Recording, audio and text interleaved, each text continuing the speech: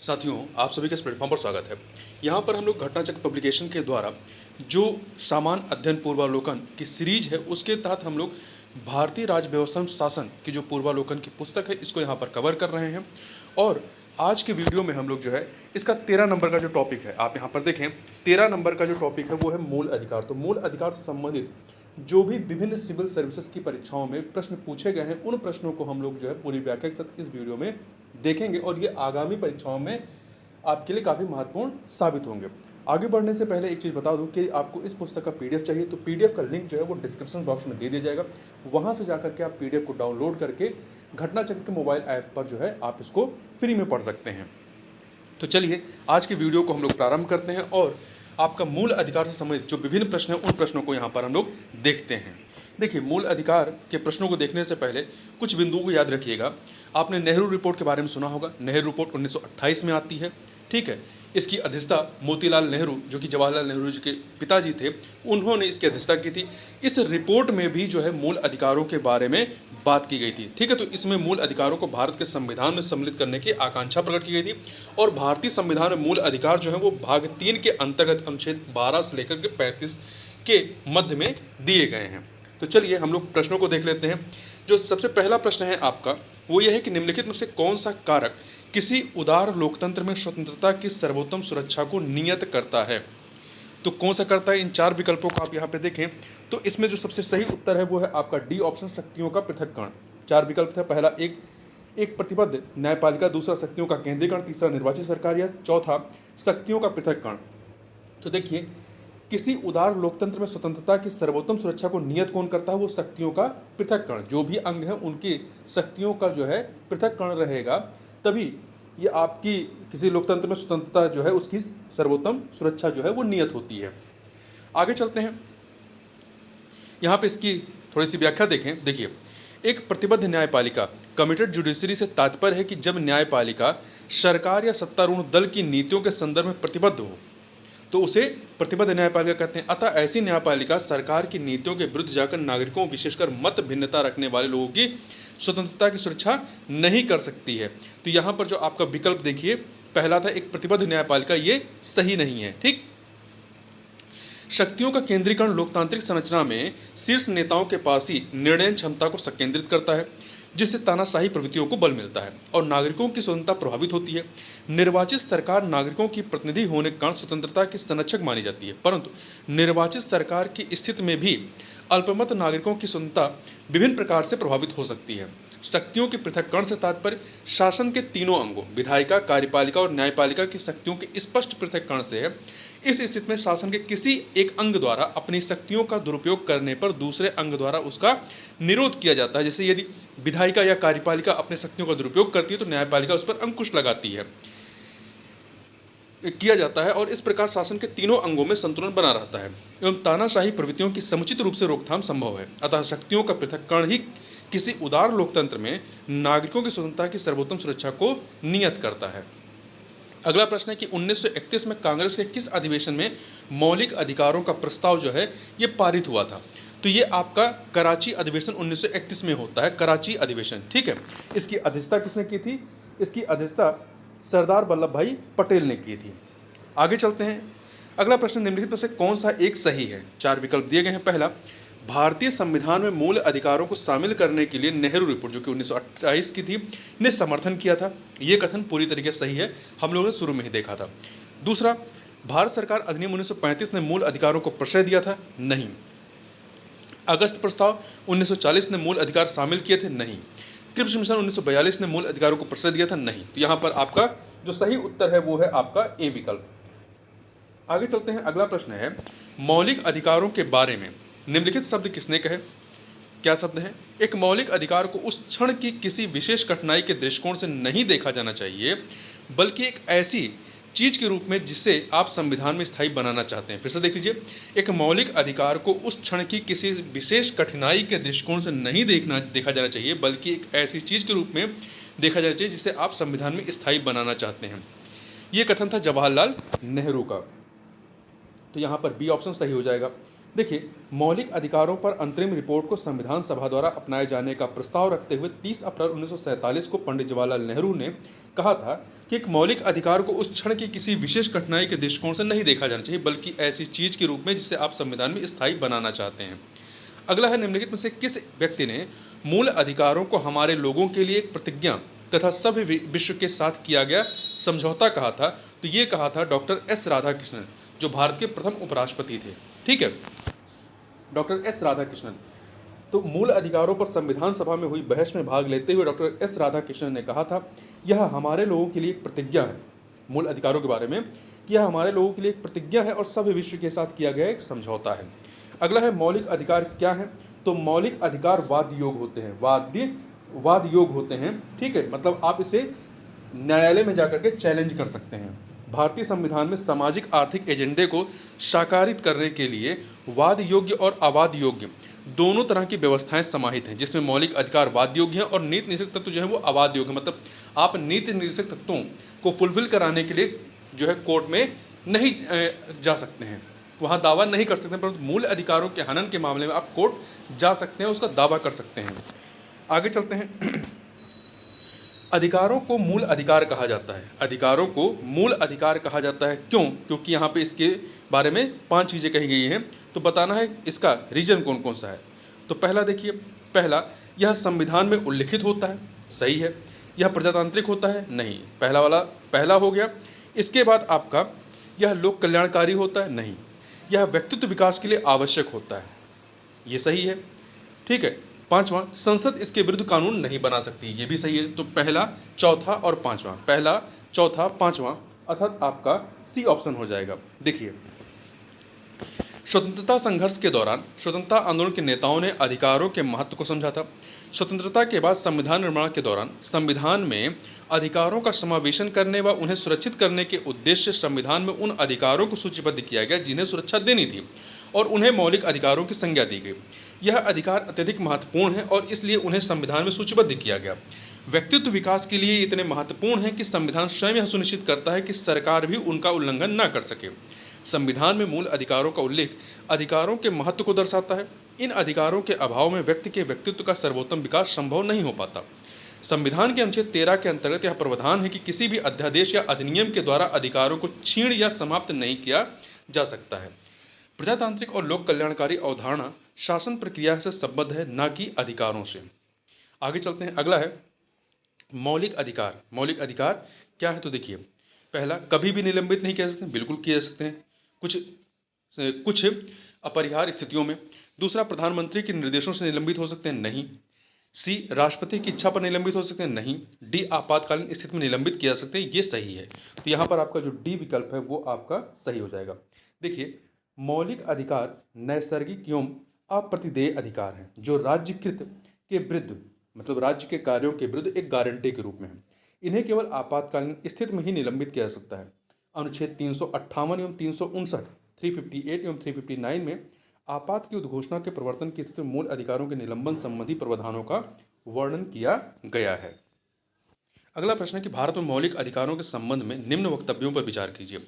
4 वक्तव्य दिए गए हैं। पहला, और बताना है इन वक्तव्यों में से कौन से सही हैं। ठीक है, पहला, यह राज्यकृत के विरुद्ध एक गारंटी है, सही है। यह संविधान के भाग 3 में सूचीबद्ध है, ये भी सही है। सामाजिक, आर्थिक तथा राजनीतिक न्याय सुनिश्चित करते हैं, ये भी सही है। तो पहला, दूसरा, तीसरा सही। चौथा, यह संयुक्त राज्य अमेरिका के अधिकारों के बिल की भांति नहीं है, बिल्कुल उसके बिल की ही भांति है। तो यहाँ पर आपका चौथा गलत है, पहला, दूसरा, तीसरा सही है। तो इसलिए आपका 1, 2, 3 आपका यहाँ पर सी विकल्प जो है वो सही हो जाएगा। देखिए, भारत में मौलिक अधिकार राज्यकृत के विरुद्ध एक गारंटी है। इन्हें संविधान के भाग 3 में शामिल किया गया। यह संयुक्त राज्य अमेरिका के अधिकार बिल की भांति हैं। जहाँ तक सामाजिक, आर्थिक तथा राजनीतिक न्याय का प्रश्न है, तो ये संविधान की प्रस्तावना से उद्भूत होते हैं और संविधान के भाग 3 के मौलिक अधिकार और भाग 4 के राज्य के नीति के निदेशक तत्व एक दूसरे के पूरक के रूप में मिलकर इन्हें सुनिश्चित करते हैं, जो आपके सामाजिक, आर्थिक तथा राजनीतिक न्याय हैं। अगला है, भारतीय संविधान में किस अनुच्छेद के अंतर्गत नागरिकों को मौलिक अधिकार प्रदान किए गए हैं? तो देखिए, भाग 3 में अनुच्छेद 12 से लेकर के 35 तक, भाग 3 में 12 से लेकर 35 तक, तो बी ऑप्शन हो जाएगा। ठीक है, वर्तमान में कुल 6 मौलिक अधिकार प्रदान किए गए हैं।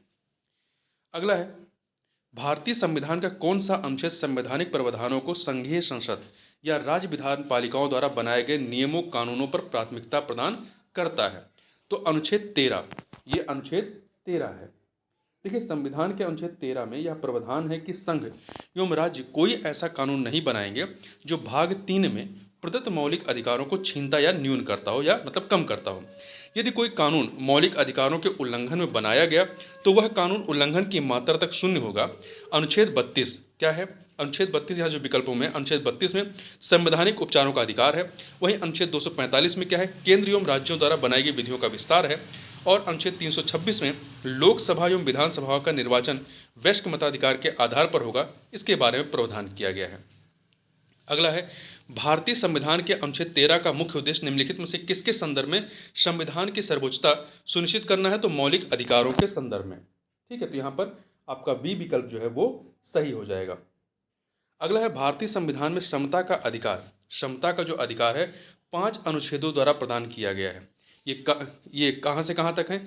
जो समता का अधिकार है अनुच्छेद 14 से लेकर अनुच्छेद 18 तक है। अनुच्छेद 14 से अनुच्छेद 18 जो है ये समता के अधिकार के तहत आते हैं। भारतीय संविधान में समता का अधिकार 5 अनुच्छेदों द्वारा अनुच्छेद 14 से अनुच्छेद 18 के तहत प्रदान किए गए हैं। अनुच्छेद 14 के तहत क्या है? विधि के समक्ष समता। अनुच्छेद 15 क्या है? धर्म, मूलवंश, जाति, लिंग या जन्म स्थान के आधार पर विभेद का प्रतिषेध है। अनुच्छेद 16 लोक नियोजन के विषयों में अवसर की समता की बात करता है। वहीं अनुच्छेद 17 अस्पृश्यता के अंत की बात करता है और अनुच्छेद 18 उपाधियों के अंत की बात करता है। अगला प्रश्न, समानता का अधिकार, समानता का अधिकार या समता का अधिकार संविधान के निम्न अनुच्छेदों में से किन के अंतर्गत दिया गया है? तो अभी हमने यहाँ पर देखा, ये दिया गया अनुच्छेद 14, 15, 16, मतलब 14 से लेकर 18 तक दिया गया है। इसमें 13 नहीं है। 14, 15, 16, 17, 18, तो यहाँ पे 3 है, तो 2, 3, 4 आपका सी ऑप्शन हो जाएगा। देखिए, समानता का अधिकार या समता का अधिकार भारतीय संविधान के भाग 3 के तहत अनुच्छेद 14, 15, 16, 17 एवं 18 के अंतर्गत समाहित है। अनुच्छेद 13 मूल अधिकारों से असंगत या उनका अल्पीकरण करने वाली विधियों के मूल अधिकारों के उल्लंघन की मात्रा तक शून्य होने से संबंधित है। अगला प्रश्न है कि भारतीय संविधान के निम्नलिखित अनुच्छेदों में से कौन विधायन सत्ता पर पूर्ण नियंत्रण लगाता है? भारतीय संविधान के निम्नलिखित अनुच्छेदों में से कौन विधायन सत्ता पर पूर्ण नियंत्रण लगाता है? तो ये है आपका अनुच्छेद 14। कौन सा लगाता है? अनुच्छेद 14 लगाता है। देखिए, संविधान का अनुच्छेद 14 विधायन सत्ता पर नियंत्रण लगाता है। यह उपबंध करता है कि किसी व्यक्ति को विधि के समक्ष समता से या विधियों के समान संरक्षण से वंचित नहीं किया जाएगा। प्रत्येक व्यक्ति, चाहे वह नागरिक हो या विदेशी, सब पर यह अधिकार लागू होता है। अगला है, निम्नलिखित में से भारत के संविधान का कौन सा अनुच्छेद कानून के समक्ष समानता से संबंधित है? तो अनुच्छेद 14 है। यहाँ पे सी ऑप्शन हो जाएगा। संविधान के किस अनुच्छेद में कानून का समान संरक्षण प्रावधानित है? तो ये अनुच्छेद 14 में है, अनुच्छेद 14 में। अगला है, कानून को लागू करने के मामले में कोई विधान जो किसी कार्यपालिका अथवा प्रशासनिक अधिकारी को निर्देशित एवं अनियंत्रित विवेकाधिकार देता है, भारत के संविधान के निम्नलिखित अनुच्छेदों में से किसका उल्लंघन करता है? तो ये अनुच्छेद 14 का उल्लंघन करता है, जो कि समता के अधिकार से संबंधित है। संविधान के अनुच्छेद 14 के अनुसार भारत के राज्य क्षेत्र में किसी व्यक्ति को विधि के समक्ष समता से या विधियों के समान संरक्षण से वंचित नहीं करेगा। यह विधि के शासन अर्थात रूल ऑफ लॉ का मूल तत्व है, जिसका तात्पर्य है कि सभी के लिए कानून और सभी के लिए एक न्याय तंत्र। अतः कानून को लागू करने के मामले में कोई विधान जो किसी कार्यपालक या अथवा प्रशासनिक अधिकारी को अनिर्देशित एवं अनियंत्रित विवेकाधिकार देता है, तो वह संविधान के अनुच्छेद 14 के तहत अभिहित विधि के शासन का उल्लंघन करता है। अगला है, विधि का नियम या कानून का अधिराज्य। इसका मतलब क्या है? इसका मतलब है सभी के लिए एक कानून और सभी के लिए एक न्याय तंत्र की व्यवस्था करना। तो यहाँ पर ए ऑप्शन हो जाएगा। ठीक है, देखिए, विधि का नियम या विधि का शासन या कानून का अधिराज्य, रूल ऑफ लॉ का तात्पर्य है सभी के लिए एक कानून और सभी के लिए एक न्याय तंत्र। विधि के शासन का सामान्य अर्थ यह है कि देश के कानून के समक्ष सभी नागरिक समान हैं तथा कोई भी व्यक्ति कानून से ऊपर नहीं है। साथ ही कानून किसी व्यक्ति के साथ धर्म, जाति या लिंग के आधार पर भेदभाव नहीं कर सकता। भारतीय संविधान में मौलिक अधिकारों के तहत अनुच्छेद 14 में विधि के समक्ष समता एवं विधियों के समान संरक्षण का अधिकार प्रदान किया गया है। अगला है, धर्म आदि के आधार पर विभेद का प्रतिषेध। भारत के संविधान के अनुच्छेद 15 में जो है एक मूल अधिकार है, जिसे इसके अधीन वर्गीकृत किया जाएगा। इसे किसके अधीन वर्गीकृत किया जाएगा? इसे समता के अधिकार के तहत है। चूंकि पहले ही हम बात कर चुके हैं, समता का जो अधिकार है वो 5 अनुच्छेदों में है, 14 से लेकर 18। तो अनुच्छेद 15 जो है वो उसी के तहत आ जाता है। तो ये समता के अधिकार के तहत आएगा, यहाँ पे डी ऑप्शन। देखिए, अनुच्छेद 15 के अनुसार धर्म, मूल वंश, जाति, लिंग या जन्म स्थान के आधार पर विभेद का प्रतिषेध एक मौलिक अधिकार है, जिसे समता के अधिकार के अंतर्गत वर्गीकृत किया जाता है। अनुच्छेद 14 से अनुच्छेद 18 तक के अधिकार समता के अधिकार में शामिल हैं। अगला है मद्रास राज्य बनाम दोराय राजन। मद्रास राज्य बनाम दोराय राजन 1951 के मुकदमे में भारतीय सर्वोच्च न्यायालय के निर्णय के परिणाम स्वरूप निम्नलिखित में से किस मौलिक अधिकार को संशोधित किया गया था? तो इसके तहत जो है भेदभाव के विरुद्ध जो अधिकार था, भेदभाव के विरुद्ध अधिकार, इस को संशोधित किया गया था। देखिए, मद्रास राज्य बनाम चंपाकम दोराय राजन 1951 के मुकदमे में सर्वोच्च न्यायालय के निर्णय के परिणाम स्वरूप भेदभाव के विरुद्ध अधिकार, जो कि अनुच्छेद 15 के तहत वर्णित है, को संशोधित किया गया। इसमें संविधान का जो पहला संशोधन अधिनियम था 1951, तो 1951 की धारा 2 द्वारा अनुच्छेद 15(4) जोड़ा गया और इसके तहत सामाजिक एवं शैक्षणिक दृष्टि से पिछड़े वर्गों की उन्नति के लिए या अनुसूचित जातियों और अनुसूचित जनजातियों के लिए राज्य द्वारा विशेष उपबंध कर सकने हेतु प्रावधान किया गया। अगला है संविधान के किस अनुच्छेद के अंतर्गत शिक्षण संस्थाओं में, जिसमें गैर सरकारी या गैर अनुदान प्राप्त भी सम्मिलित हैं, अन्य पिछड़ों, अनुसूचित जातियों या अनुसूचित जनजाति हेतु आरक्षण की व्यवस्था की सुविधा का प्रावधान किया गया? 15(5) में किया गया। किस में किया गया? 15(5) में किया गया है।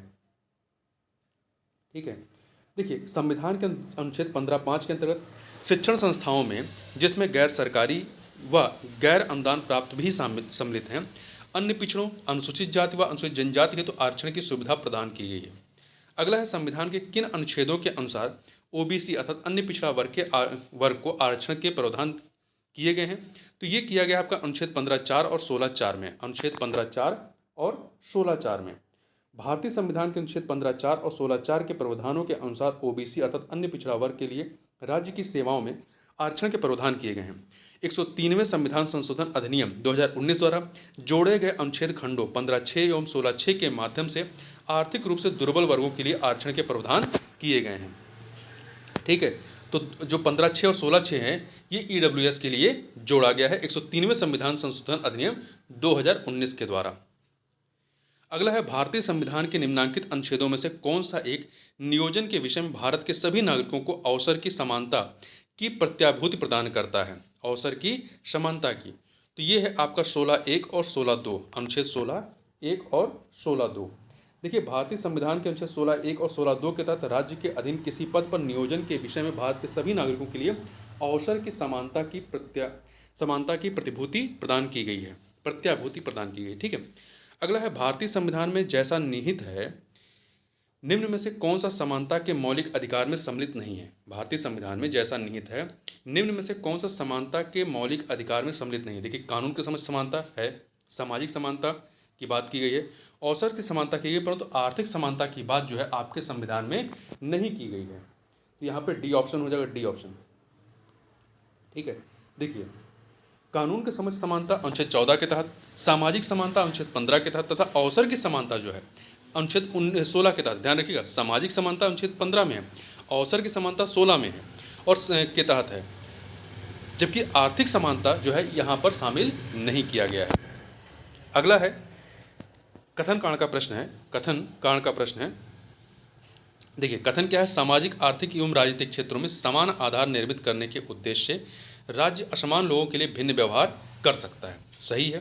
कारण, क्योंकि समान लोगों में विधि समान होगी, समान लोगों में विधि समान होगी, समान रूप से प्रशासित की जाएगी। तो कथन कारण दोनों सही है और व्याख्या भी हो रहा है, इसलिए यहाँ पे डी ऑप्शन हो जाएगा। देखिए, राज्य सामाजिक, आर्थिक एवं राजनीतिक क्षेत्रों में समान आधार निर्मित करने के उद्देश्य से असमान लोगों अर्थात गरीबों, पिछड़ों, वंचितों आदि के लिए भिन्न व्यवहार कर सकता है, अर्थात उनको विशेष सुविधा प्रदान कर सकता है। अनुच्छेद 16(4) तथा अनुच्छेद 15(4) के तहत राज्य द्वारा ऐसे प्रावधान किए गए हैं। हालांकि समान स्तर के लोगों के लिए विधि समान होगी और समान रूप से प्रशासित की जाएगी। अनुच्छेद 14 के तहत विधि के समझ समता की बात की गई है। इस प्रकार स्पष्ट है कि कथन कारण दोनों सत्य हैं और कारण जो है कथन की व्याख्या कर रहा है। फिर से यहाँ पर आपका 2 कथन दिए गए हैं, बताना इनमें से कौन सा सही है। ठीक है, तो देखिए, पहला है कि भारत के उच्चतम न्यायालय ने अपने कतिपय निर्णयों में यह विचारण किया कि भारत के संविधान के अनुच्छेद 16(4) के अधीन बनाई गई आरक्षण नीतियां प्रशासन की दक्षता को बनाए रखने के लिए अनुच्छेद 335 द्वारा सीमित होंगी। सही है। दूसरा कथन, भारत के संविधान का अनुच्छेद 335 प्रशासन की दक्षता पद को परिभाषित करता नहीं, बिल्कुल नहीं करता है। तो यहाँ पर पहला कथन सही है, दूसरा कथन आपका गलत है। तो सी ऑप्शन। भारतीय संविधान के अनुच्छेद 16(4) के अनुसार अनुच्छेद 16 मतलब लोक नियोजन के विषय में अवसर की समता की कोई बात राज्य को पिछड़े हुए नागरिकों के किसी वर्ग के पक्ष में जिनका प्रतिनिधित्व राज्य की राय में राज्य के अधीन सेवाओं में पर्याप्त नहीं है, नियुक्तियों या पदों के आरक्षण के लिए उपबंध करने से निवारित नहीं करेगी। उच्चतम न्यायालय ने अपने कतिपय निर्णयों जैसे कि इंदिरा साहनी बनाम भारत संघ 1992 एवं एम नागराज बनाम भारत संघ 2006 में यह विचारण किया कि भारत के संविधान के अनुच्छेद 16(4) के अधीन बनाई गई आरक्षण नीतियां प्रशासन की दक्षता को बनाए रखने के लिए अनुच्छेद 335 द्वारा सीमित होंगी, इसलिए कथन पहला सत्य है। दूसरा जो है, देखिए, संविधान के अनुच्छेद 335 में यह प्रावधान है कि संघ या किसी राज्य के कार्यकलाप से संबंधित सेवाओं में पदों के लिए नियुक्तियां करने में अनुसूचित जातियों और अनुसूचित जनजातियों के सदस्यों के दावों का प्रशासन की दक्षता बनाए रखने की संगत के अनुसार ध्यान रखा जाएगा। तो इसमें प्रशासन की दक्षता पद को परिभाषित नहीं किया गया है। अगला प्रश्न है कि किस संशोधन अधिनियम के अंतर्गत अनुच्छेद 16 में 4A जोड़ करके अनुसूचित जाति और अनुसूचित जनजाति के लिए पदोन्नति में आरक्षण सुनिश्चित किया गया। तो ये 77 संशोधन अधिनियम 1995 के द्वारा। ठीक है। अनुच्छेद 16 लोक नियोजन के विषय में अवसर की समता में खंड 4A जोड़ करके अनुसूचित जातियों और अनुसूचित जनजातियों के लिए पदोन्नति में आरक्षण सुनिश्चित किया गया।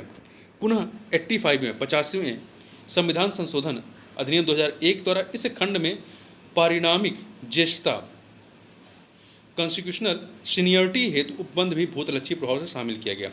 यथा संशोधित अनुच्छेद 16(4)(a) के अनुसार इस अनुच्छेद की कोई बात राज्य को अनुसूचित जातियों और अनुसूचित जनजातियों के पक्ष में जिनका प्रतिनिधित्व राज्य की राय में राज्य के अधीन सेवाओं में पर्याप्त नहीं है, राज्य के अधीन सेवाओं में किसी वर्ग या वर्गों के पदों पर पारिणामिक ज्येष्ठता सहित प्रोन्नति के मामलों में आरक्षण के लिए उपबंध करने से निवारित नहीं करेगी।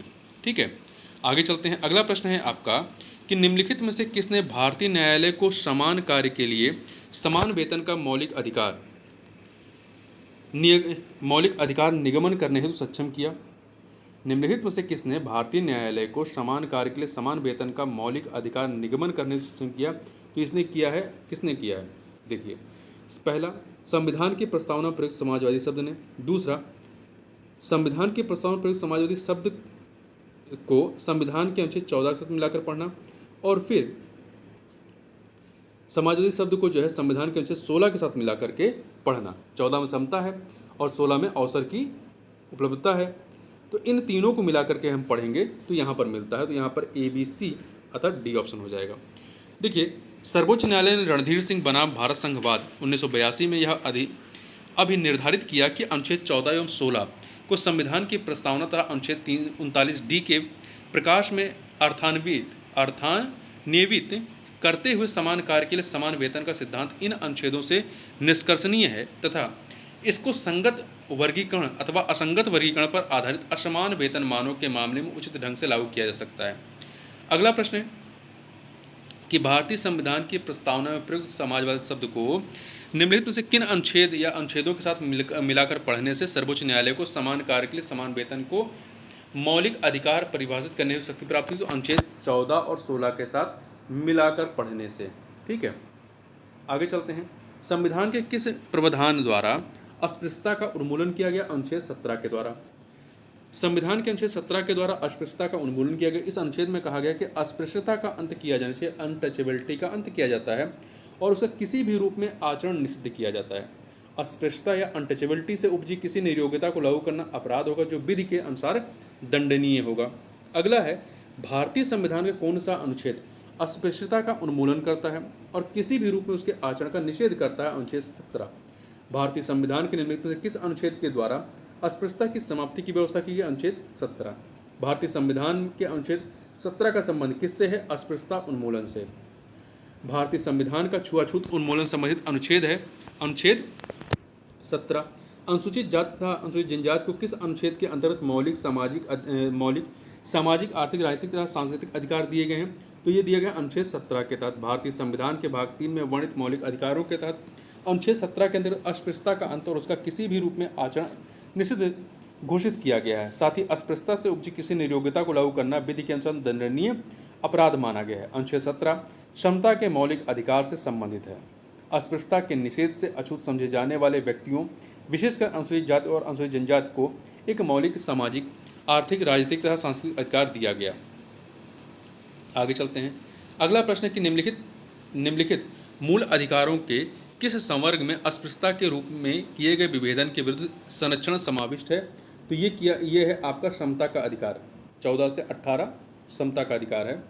ठीक है। भारत में अस्पृश्यता का निवारण निम्न में से किन उपायों के द्वारा किया जा सकता है?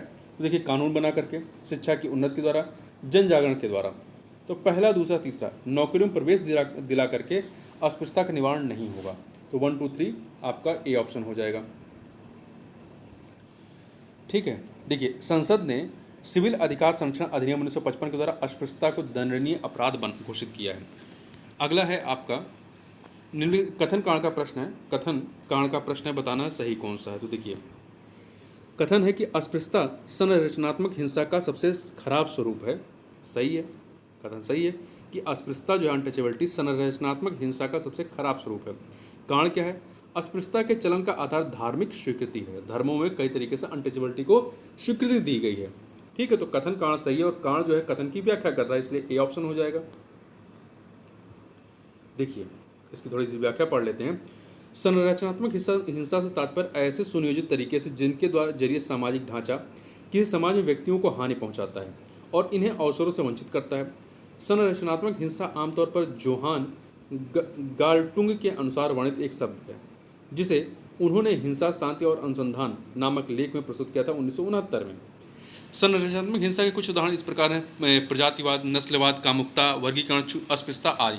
अस्पृश्यता, जिसे आम बोलचाल में छुआछूत भी कहा जाता है, जाति व्यवस्था का एक अत्यंत घृणित पहलू है, जो धार्मिक एवं कर्मकांडीय दृष्टि से शुद्धता एवं अशुद्धता के पैमाने पर सबसे नीची माने जाने वाली जातियों के सदस्यों के विरुद्ध अत्यंत कठोर सामाजिक दंडों का विधान करता है और अस्पृश्यता को इसी कारण धार्मिक स्वीकृति भी प्राप्त होती है। तो यहाँ पर कथन कारण दोनों सही है और कारण कथन की व्याख्या कर रहा है। अगला है, भारतीय संविधान के निम्नलिखित अनुच्छेदों में से कौन भिन्न वर्ग में आता है? देखिए, 14, 15, 16 यदि आप देखें तो ये समता के अधिकार के तहत आते हैं और 19 जो है ये आपका भिन्न है, क्योंकि ये अलग है, ये समता का अधिकार की बात करता है। तो यहाँ पर डी होना चाहिए। दिए गए अनुच्छेद 19 अन्य से भिन्न वर्ग में आता है। यह समता के अधिकार का वर्णन करता है, जबकि अन्य तीनों जो हैं वो समता के अधिकार का वर्णन करते हैं। एक अन्य दृष्टि से देखें तो अनुच्छेद 15, 16 एवं 19 केवल नागरिकों के लिए है, जबकि अनुच्छेद 14 सभी के लिए उपलब्ध है। तो यहाँ पर जहाँ तक है आपका अनुच्छेद 19 ही अलग होगा, क्योंकि बाकी तीन जो है वो समता के अधिकार के तहत आते हैं। ठीक है, आगे चलते हैं। अगला है, भारतीय संविधान में स्वतंत्रता का अधिकार 4 अनुच्छेदों द्वारा प्रदान किया गया है, जो है आपका अनुच्छेद 19 से लेकर 22 तक। अनुच्छेद 19 से अनुच्छेद 22 तक।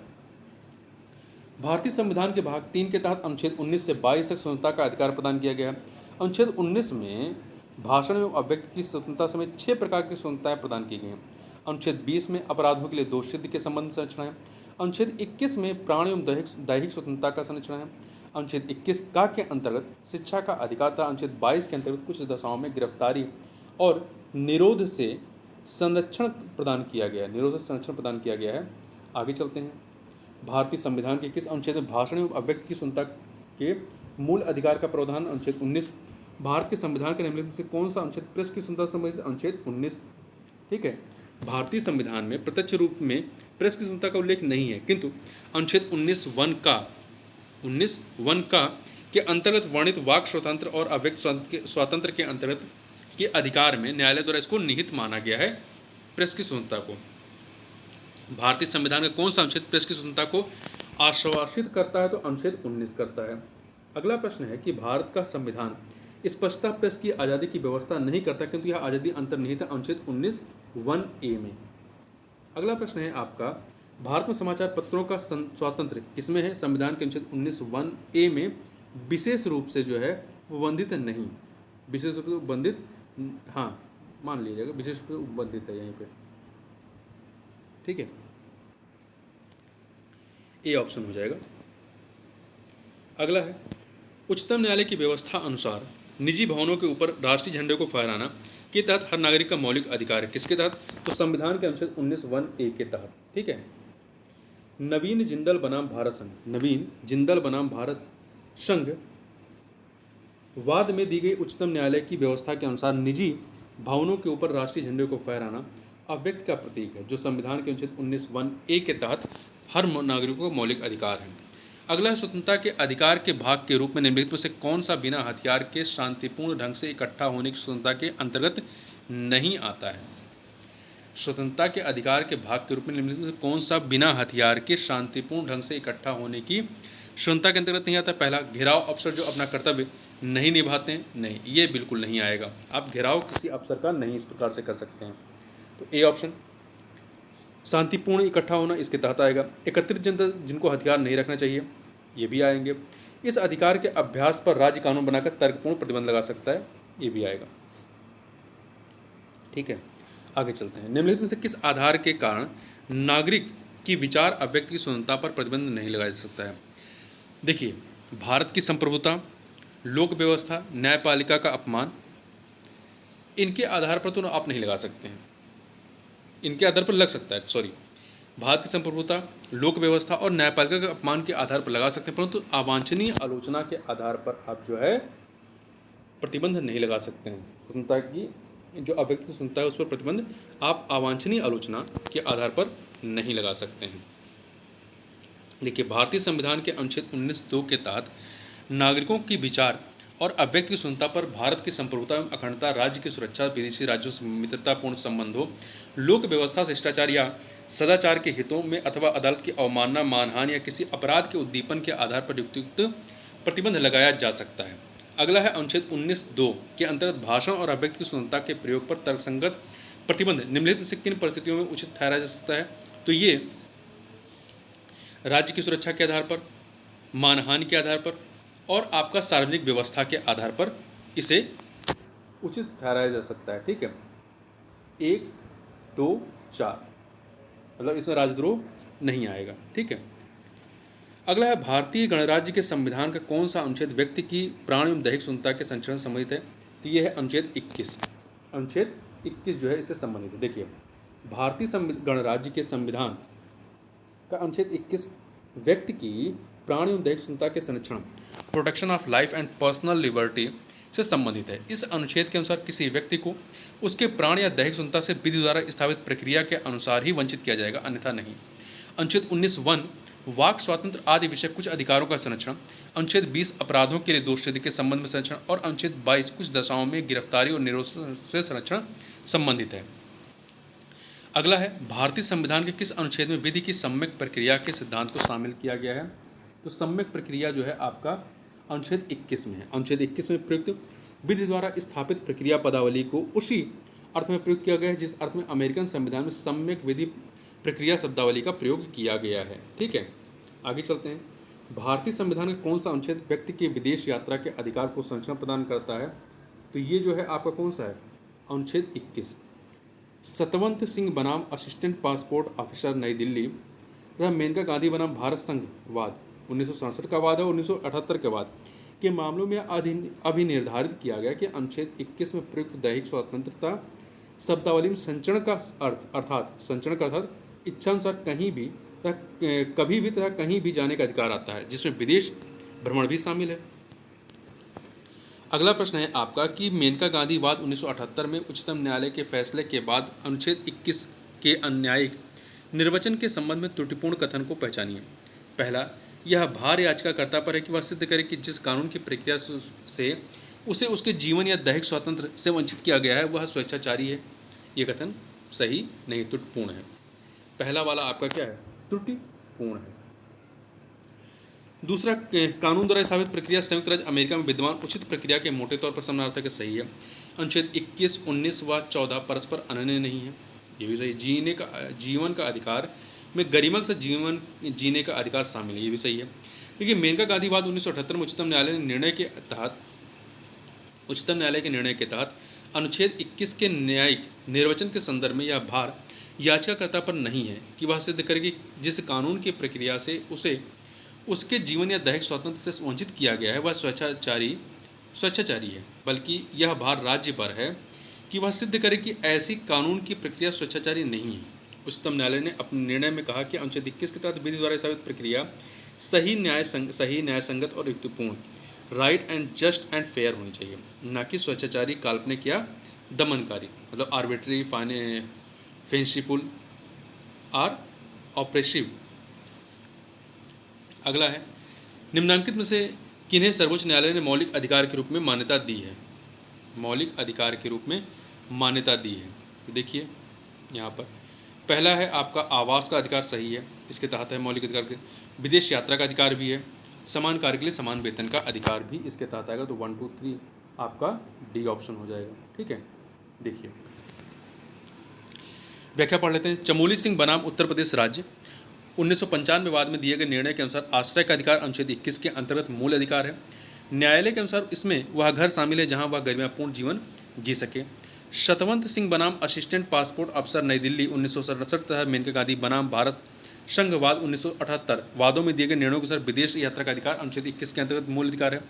समान कार्य के लिए समान वेतन यद्यपि संविधान के अनुच्छेद 39 के तहत राज्य नीति के निषेध तत्वों का भाग है, तथा रणधीर सिंह बनाम भारत संघ 1982 वादकम में सर्वोच्च न्यायालय ने यह निर्धारित किया कि संविधान की प्रस्तावना और अनुच्छेद 39 के आलोक में अनुच्छेद 14 एवं 16 को पढ़ने से समान कार्य के लिए समान वेतन का सिद्धांत प्राप्त होता है।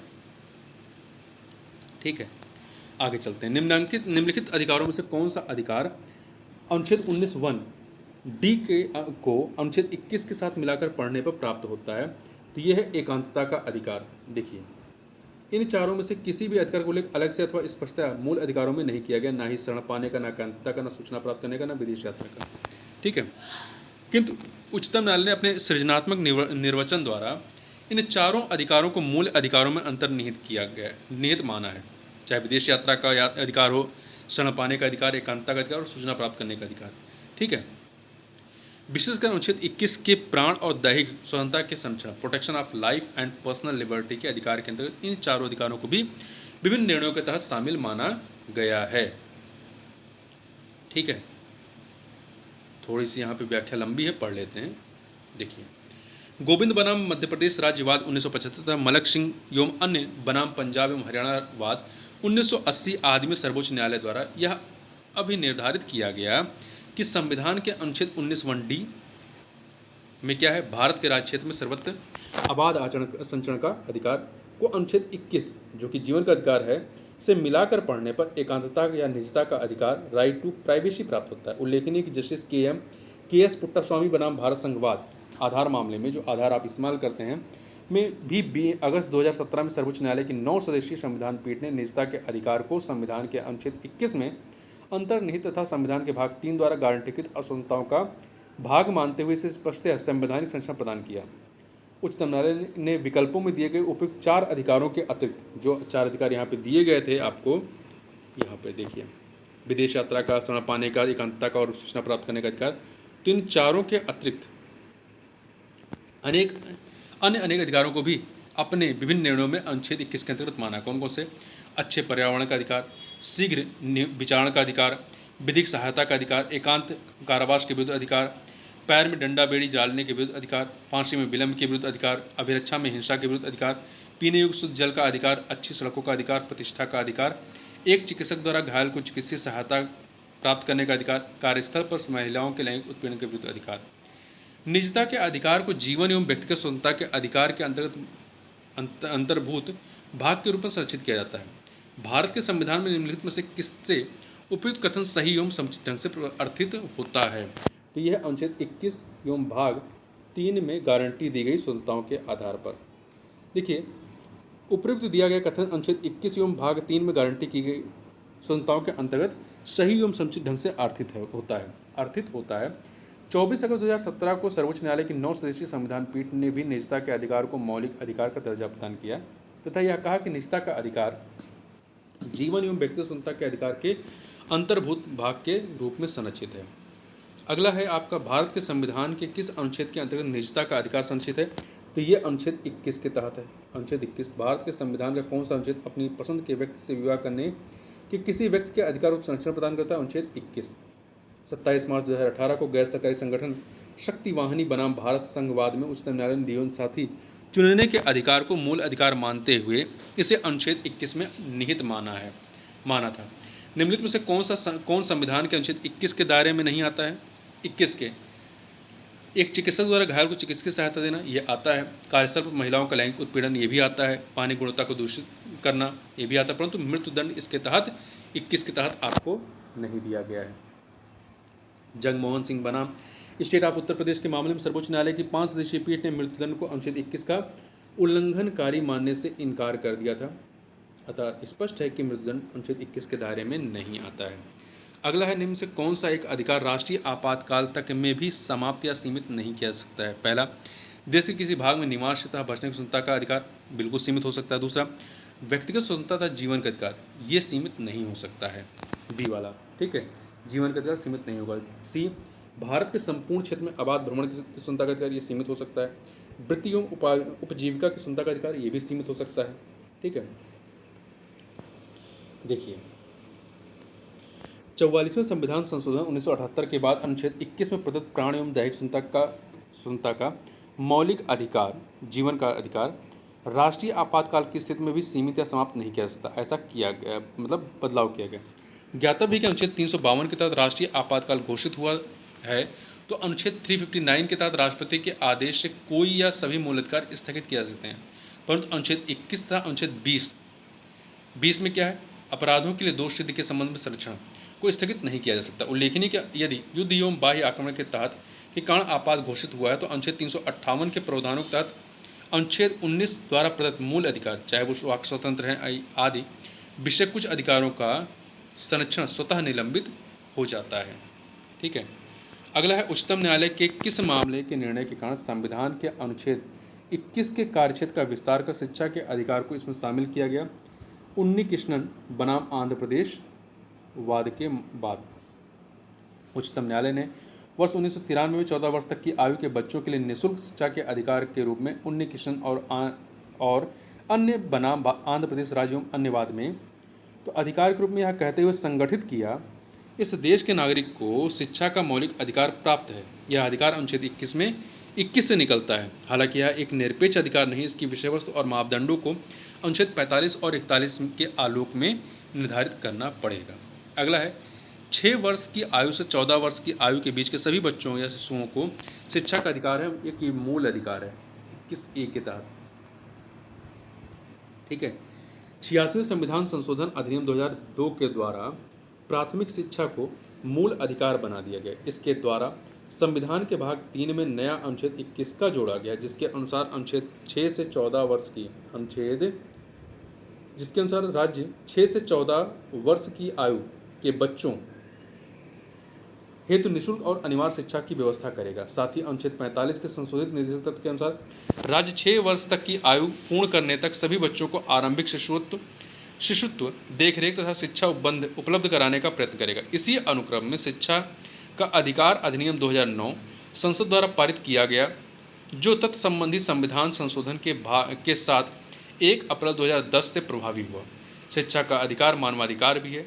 सूचना का अधिकार भी मानवाधिकारों की सार्वभौम घोषणा का भाग है। सर्वोच्च न्यायालय के निर्णयों के अनुसार सूचना का अधिकार भारतीय संविधान के अनुच्छेद 19(1) में उल्लिखित वाक्य एवं अव्यक्त की स्वतंत्रता में निहित है। हालांकि यह संविधान में उल्लिखित नहीं है। जो सूचना का अधिकार है वो 19(1) के तहत आता है। भारतीय संविधान में संशोधन करके शिक्षा का अधिकार कब जोड़ा गया? तो 86वें संविधान संशोधन अधिनियम के द्वारा 1 अप्रैल 2010 को 1 अप्रैल 2010 को जोड़ा गया था। ठीक है,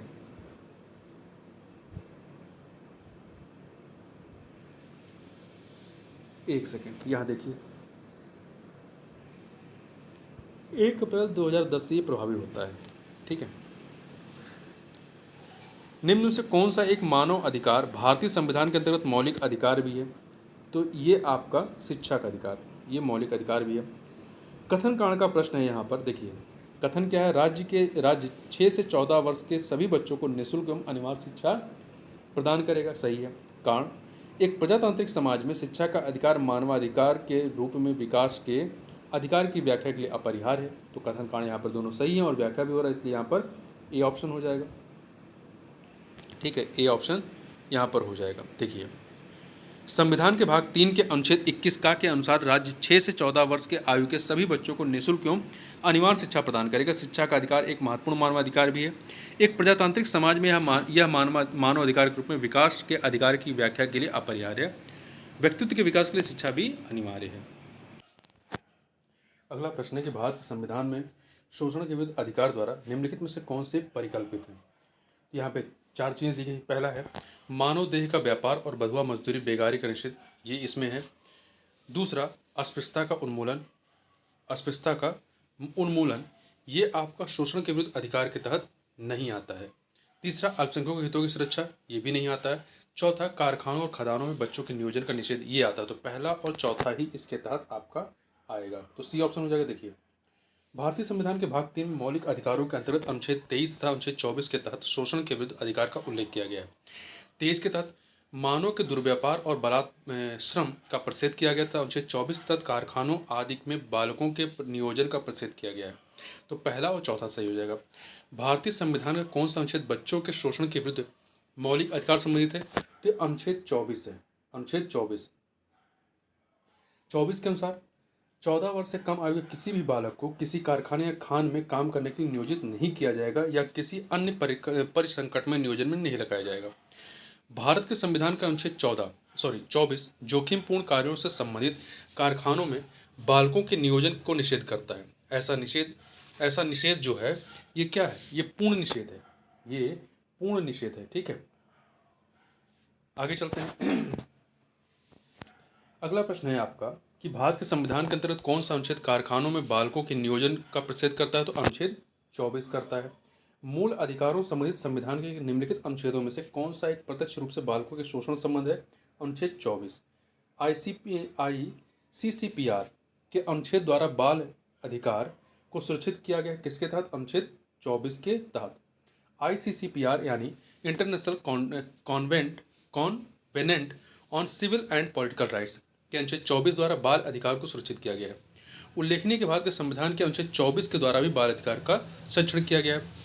संविधान का कौन सा अनुच्छेद दोष सिद्धि के संबंध में अभियुक्तों को दोहरे दंड एवं स्व अभिशसन से संरक्षण प्रदान करता है? तो ये अनुच्छेद 20 है। अनुच्छेद 20 संविधान के अनुच्छेद 20(2) के अनुसार किसी व्यक्ति को एक ही अपराध के लिए एक बार से अधिक अभियोजित और दंडित नहीं किया जा सकता है तथा अनुच्छेद 20(3) के अनुसार किसी अपराध के लिए अभियुक्त किसी व्यक्ति को स्वयं अपने विरुद्ध साक्षी होने के लिए बाध्य नहीं किया जाएगा।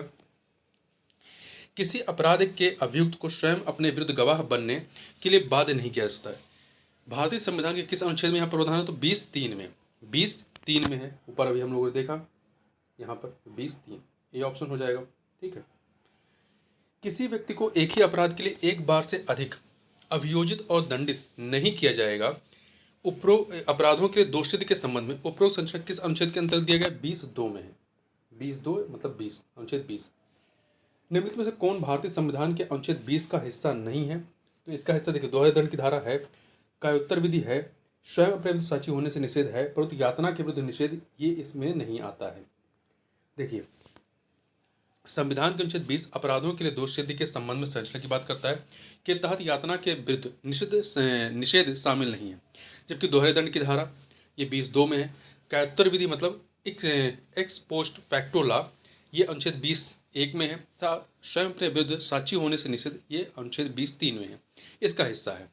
अतः अनुच्छेद 20 जो है वो कायोत्तर विधि अर्थात ऐसी विधियां जो आरोपित अपराध के समय प्रवृत्त नहीं है, एक ही अपराध के लिए दोहरे दंड तथा किसी अपराध के लिए अभियुक्त को स्वयं अपने विरुद्ध साक्षी होने से संरक्षा या संरक्षण प्रदान करता है।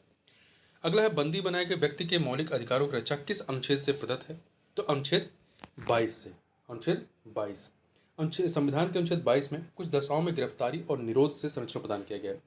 इस अनुच्छेद के खंड 1 के अनुसार किसी व्यक्ति को जो गिरफ्तार किया गया है ऐसी गिरफ्तारियों के कारणों से यथाशीघ्र अवगत कराए बिना अभिरक्षा में निरुद्ध नहीं रखा जाएगा या अपनी रुचि के विधि व्यवसायी मतलब वकील से परामर्श करने और प्रतिरक्षा कराने के अधिकार से वंचित नहीं रखा जाएगा।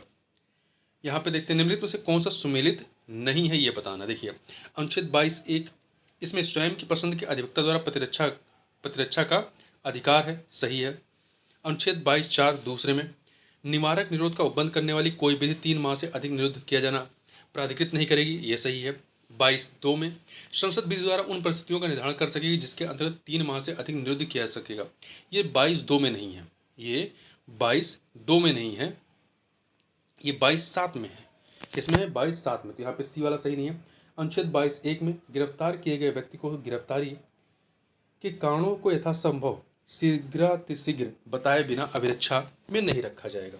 तो यहाँ पे अनुच्छेद सी जो है, सॉरी विकल्प सी जो है वो सही नहीं है। देखिए संविधान के अनुच्छेद 22(2) के अनुसार प्रत्येक व्यक्ति को जो गिरफ्तार किया गया है और अभिरक्षा में निरुद्ध किया गया है, गिरफ्तारी के स्थान से मजिस्ट्रेट के न्यायालय तक यात्रा के लिए आवश्यक समय को छोड़कर ऐसी गिरफ्तारी से 24 घंटे की अवधि में निकटतम मजिस्ट्रेट के समक्ष पेश किया जाएगा और ऐसे व्यक्ति को मजिस्ट्रेट के प्राधिकार के बिना उक्त अवधि से अधिक अवधि के लिए अभिरक्षा में निरुद्ध नहीं रखा जाएगा।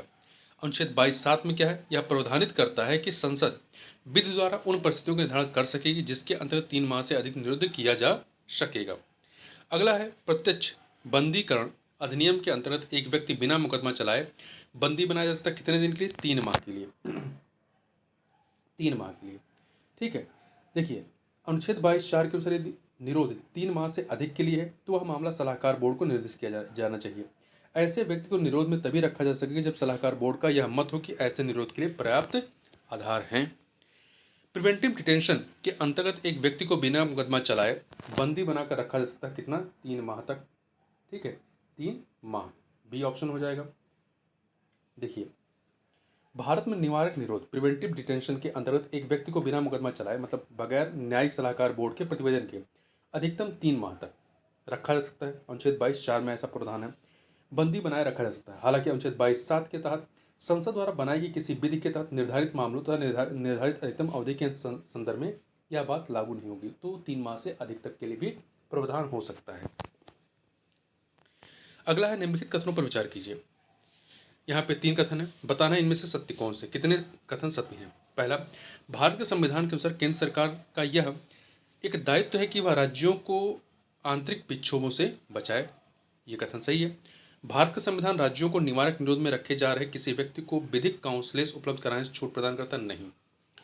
आतंकवाद निवारण अधिनियम 2002 के अनुसार पुलिस के समक्ष अभियुक्त की स्वीकृति को साक्ष्य के रूप में प्रयुक्त नहीं किया जा सकता है, ये सही नहीं है। यहाँ पे पहला कथन ही जो है सही है, इसलिए केवल एक कथन सही है। यहाँ पे ए ऑप्शन देखिए। भारतीय संविधान के अनुच्छेद 355 के अनुसार संघ का यह कर्तव्य है कि वह बाह्य आक्रमण और आंतरिक अशांति से प्रत्येक राज्य की सुरक्षा करे, मतलब सुरक्षा करे, और प्रत्येक राज्य की सरकार का इस संविधान के उपबंधों के अनुसार चलाया जाना सुनिश्चित करे। तो पहला कथन सही है। संविधान के अनुच्छेद 22(1) के अनुसार किसी व्यक्ति को जो गिरफ्तार किया गया ऐसी गिरफ्तारी के कारणों से यथाशीघ्र अवगत कराए बिना अभिरक्षा में निरुद्ध नहीं रखा जाएगा या अपनी रुचि के विधि व्यवसाय मतलब वकील से परामर्श करने और प्रतिरक्षा कराने के अधिकार से वंचित नहीं रखा जाएगा। हालांकि अनुच्छेद 22(3)(b) के तहत उपर्युक्त बात जो है निवारक निरोध का उपबंध करने वाली विधि के अधीन गिरफ्तार या निरुद्ध व्यक्ति पर लागू नहीं होती है। अनुच्छेद 22(5) के अनुसार निवारक निरोध का उपबंध करने वाली किसी विधि के अधीन किए गए आदेश के अनुसरण में जब किसी व्यक्ति को निरुद्ध किया जाता है तब आदेश करने वाला प्राधिकारी यथाशीघ्र उस व्यक्ति को यह संसूचित करेगा कि वह आदेश किन आधारों पर किया गया है और उस आदेश के विरुद्ध अभ्यावेदन करने के लिए उसे शीघ्रातिशीघ्र अवसर देगा। आतंकवाद निवारण अधिनियम 2002 की धारा 52(2) के तहत भी गिरफ्तार व्यक्ति को पुलिस स्टेशन लाए जाने पर यथाशीघ्र एक विधि व्यवसायी तो वकील से परामर्श करने के अधिकार को संसूचित किए जाने का उपबंध किया गया है। ठीक है, तो दूसरा कथन गलत है। तीसरा, आतंकवाद निवारण अधिनियम 2002 की धारा 32 के अनुसार पुलिस अधिकारी मतलब पुलिस अधीक्षक की रैंक या उससे ऊपर के समक्ष अभियुक्त की स्वीकृति को साक्ष्य के रूप में प्रयुक्त किया जा सकता है। ठीक है, आगे चलते हैं। भारत के संदर्भ में निम्नलिखित कथनों पर विचार कीजिए। 2 कथन दिए गए हैं, बताना सही कौन सा। पहला, जब एक कैदी पर्याप्त आधार प्रस्तुत करता है तो ऐसे कैदी को पैरोल मना नहीं किया जा सकता क्योंकि वह उसके अधिकार का मामला बनता नहीं, पैरोल अधिकार का मामला नहीं बनता है। यहाँ पर पहला गलत है। दूसरा, कैदी को पैरोल पर छोड़ने के लिए राज्य सरकारों के अपने नियम है, सही है। तो यहाँ पहला गलत तो दूसरा सही है। इसके बारे में थोड़ा सा पढ़ लेते हैं। देखिए, पैरोल किसी व्यक्ति को दंडादेश के निलंबन के साथ रिहा करने की प्रणाली है। यह रिहाई सामान्यतः कैदी के व्यवहार के आधार पर निर्धारित अवधि हेतु सशर्त होती है तथा उसे अधिकारियों के समक्ष आवधिक रूप से रिपोर्ट करना आवश्यक होता है। पैरोल और फरलो दो चीज़ें होती हैं, ठीक है। ये दोनों जो व्यवस्थाएं हैं कि व्यवस्था कारागार प्रणाली को मानवीय बनाने के उद्देश्य की गई तथा ये 1894 के कारागार अधिनियम के तहत शासित होते हैं। पैरोल जो है कैदी का अधिकार नहीं होता तथा इसे विशेष कारण या परिस्थिति के आधार पर, जैसे परिवार में किसी की मृत्यु होने पर, रक्त संबंधी की विवाह, मतलब घर में किसी सगे के विवाह पर ही प्रदान किया जाता है। कैदी द्वारा पैरोल हेतु पर्याप्त आधार प्रस्तुत करने पर भी सक्षम अधिकारी से अस्वीकृत कर सकता है यदि उसकी राय में कैदी को रिहा होना समाज के हित में ना हो या कैदी के रिहा होने पर उसके फरार हो जाने की आशंका हो। बहुधा मृत्युदंड प्राप्त कैदी को भी पैरोल पर नहीं छोड़ा जाता है। इसके अतिरिक्त बहुहत्या दोषी, आतंक रोधी कानूनी गतिविधियाँ, निवारक अधिनियम यूएपीए के तहत सजायाफ्ता कैदी भी पैरोल के पात्र नहीं होते हैं, ठीक है। तो जो पहला कथन है आपका यहाँ पर वो गलत है। दूसरे कथन के बारे में बात करें तो ये कारागार और उनमें निरुद्ध व्यक्ति संविधान की 7वीं अनुसूची के तहत राज्य सूची का विषय है और राज्य सरकारों द्वारा कारागार अधिनियम के तहत कैदी को पैरोल पर छोड़ने के लिए अपने नियम बनाए गए। पैरोल राज्य कार्यपालिका द्वारा प्रदान की जाती है। जेल अधिकारी इस संदर्भ में राज्य सरकार को अपनी रिपोर्ट देते हैं तथा पैरोल प्रदान करने का निर्णय मानवीय आधारों पर सक्षम प्राधिकारी द्वारा लिया जाता है। अगला है धार्मिक स्वतंत्रता के अधिकार के प्रावधान के अंतर्गत सम्मिलित हैं क्या क्या। यहाँ पे 4 चीज़ें दी गई हैं। तो देखिए, धर्म प्रचार करने का अधिकार है, सिखों को कृपाण धारण करने एवं रखने का अधिकार है, राज्यों को समाज सुधारक विधि निर्माण करने का अधिकार है। तो पहला, दूसरा, तीसरा सही। चौथा, धार्मिक निकायों को लोगों का धर्म परिवर्तन कराने का अधिकार है, नहीं, बिल्कुल नहीं है। यहाँ पे चौथा वाला जो है वो गलत है, पहला, दूसरा, तीसरा सही है, ठीक है। पहला, दूसरा, तीसरा सही है, ए ऑप्शन हो जाएगा।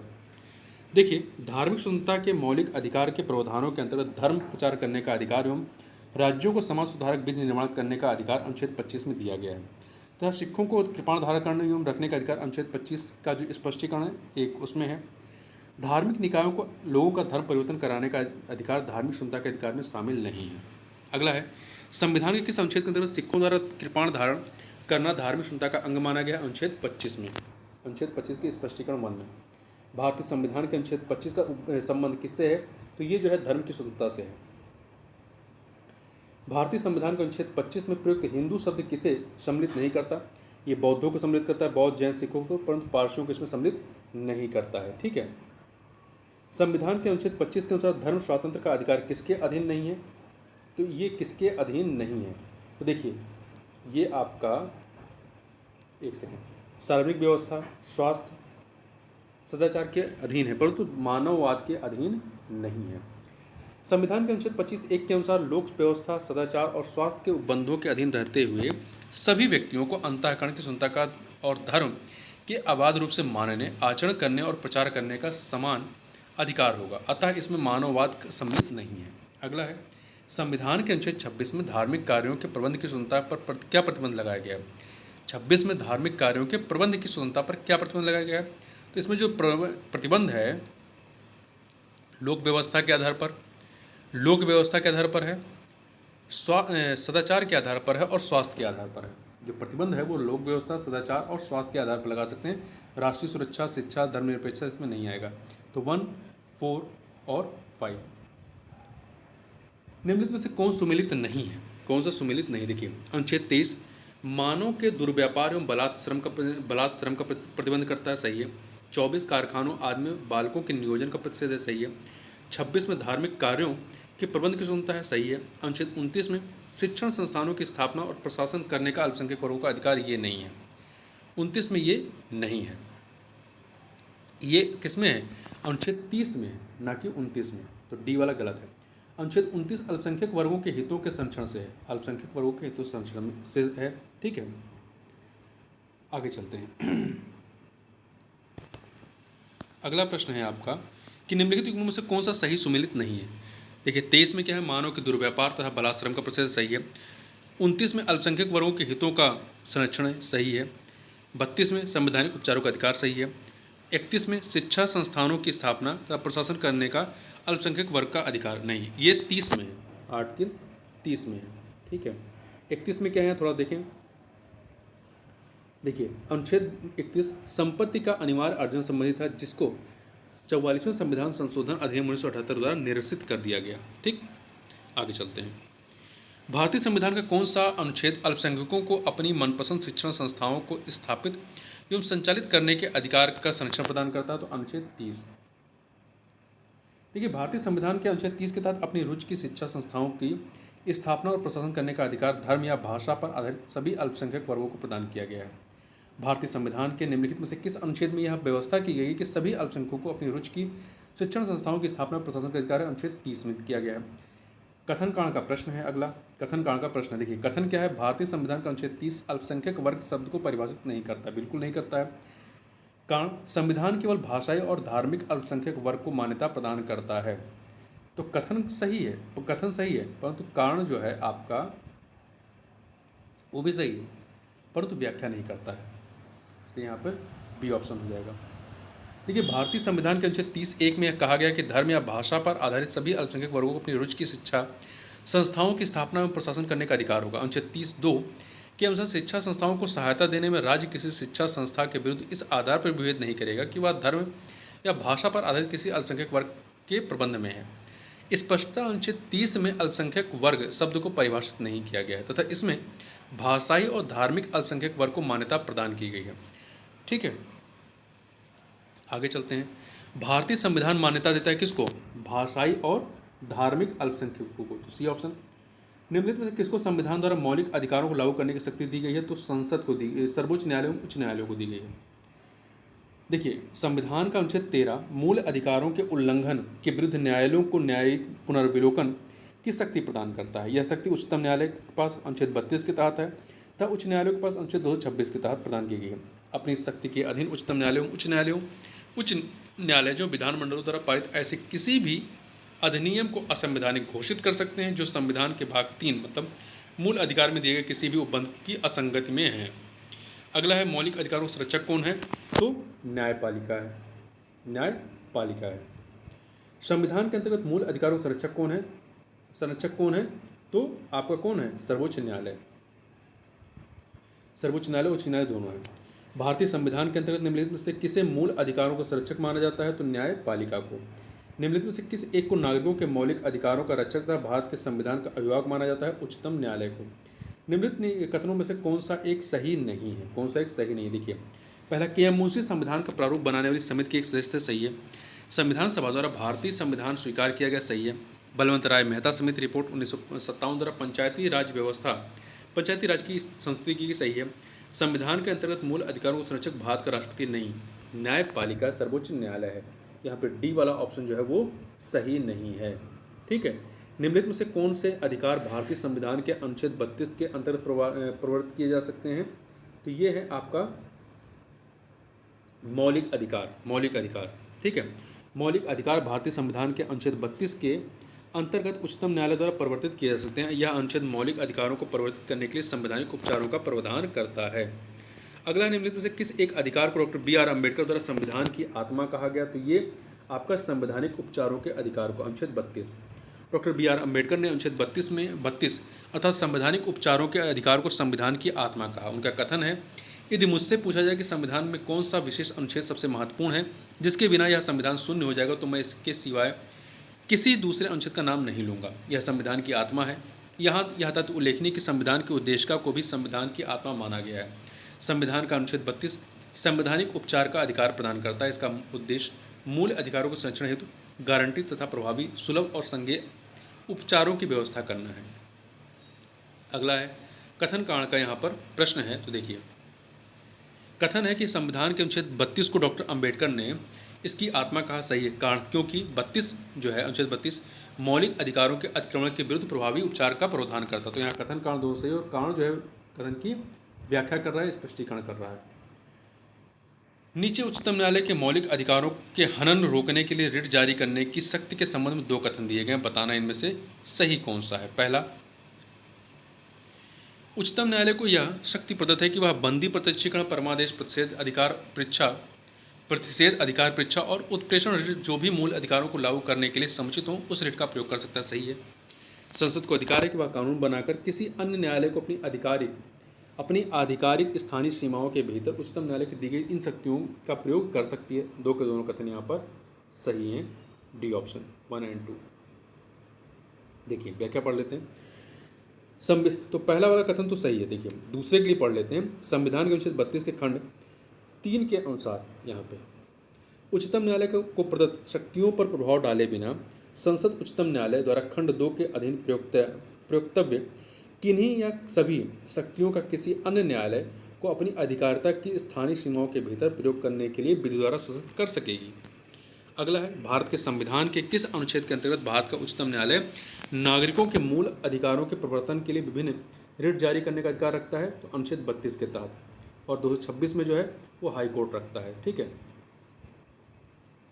निम्नलिखित में से किस एक प्रलेख को किसी व्यक्ति की स्वतंत्रता का महानतम रक्षक माना जाता है? तो बंदी प्रत्यक्षीकरण को। किस एक प्रलेख को किसी व्यक्ति की स्वतंत्रता का महानतम रक्षक माना जाता है? तो बंदी प्रत्यक्षीकरण। देखिए भारतीय संविधान के अनुच्छेद 32 के तहत उच्चतम न्यायालय को मौलिक अधिकारों को प्रवर्तित कराने के लिए 5 प्रकार के रिट या प्रलेख जारी करने की शक्ति है। बंदी प्रत्यक्षीकरण, परमादेश, प्रतिषेध, उत्प्रेषण और अधिकार परीक्षा। बंदी प्रत्यक्षीकरण प्रलेख को किसी व्यक्ति की स्वतंत्रता का महानतम रक्षक माना जाता है। यह उस व्यक्ति के संबंध में न्यायालय द्वारा जारी आदेश है जिसे दूसरे के द्वारा हिरासत में रखा गया। इसके द्वारा बंदीकरण अधिकारी को आदेश दिया जाता है कि बंदी व्यक्ति को निश्चित समय के अंदर न्यायालय के समक्ष प्रस्तुत करे। व्यक्तिगत स्वतंत्रता के लिए उच्च न्यायालय निम्नलिखित में से किस रिट को जारी कर सकता है? व्यक्तिगत स्वतंत्रता के लिए तो बंदी प्रत्यक्षीकरण को जारी कर सकता है। भारतीय संविधान के अनुच्छेद 226 के अनुसार उच्च न्यायालय व्यक्तिगत स्वतंत्रता के लिए बंदी प्रत्यक्षीकरण, जिसे इंग्लिश में हैबियस कॉर्पस कहते हैं, रिट को जारी कर सकता है।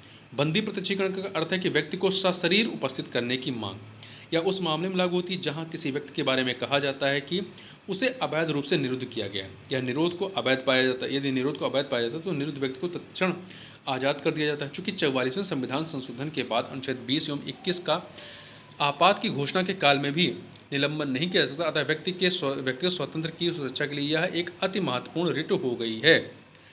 ठीक है। उल्लेखनीय है कि जहां उच्चतम न्यायालय अनुच्छेद 32 के तहत बंदी प्रत्यक्षीकरण रिट को केवल मूल अधिकारों के उल्लंघन की दिशा में राज्य के विरुद्ध जारी कर सकता है, वहीं उच्च न्यायालय उसे उन व्यक्तियों के खिलाफ भी जारी कर सकता है जो अवैध या मनमानी ढंग से किसी अन्य व्यक्ति को निरुद्ध करते हैं।